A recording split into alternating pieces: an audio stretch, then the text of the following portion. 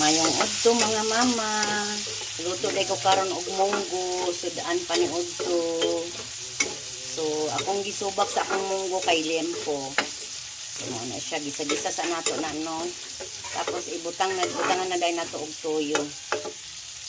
Nabutangan na nato og toyo. So sunod nato karon ang munggo.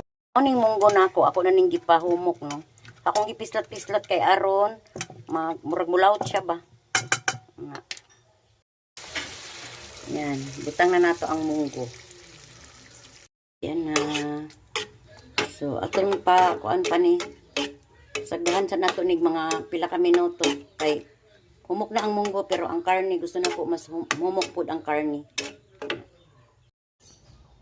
Ang atong munggo, butang na nato alugbati. Ang alugbati, nara diri sa among kuan, tugkaran. So, manguha lang ko diha karon og ihalo. Atong alugbati no, magikuha lang nato din sa tugkaran, yan apoy malunggay gamay. So fresh gyud ni atong gulay. Pud nato og pork cubes ang atong munggo para lami pud siya. Munggo karon kay nihumok naman ang karne, inya nilapot-lapot na sad ang sabaw. Ibutang na nato ning atong alugbati na parta ka presko sa atong gulay. Guwapa pa jud kaayo, daghan kay tag gulay oh. Fresh lang na siya kaysa tugkaran na nato nakuha.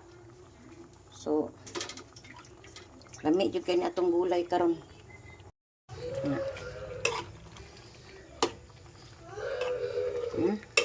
Basta kalami sa atong gulay.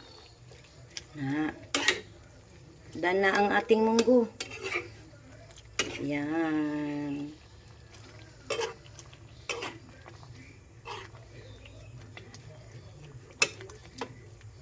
Yan.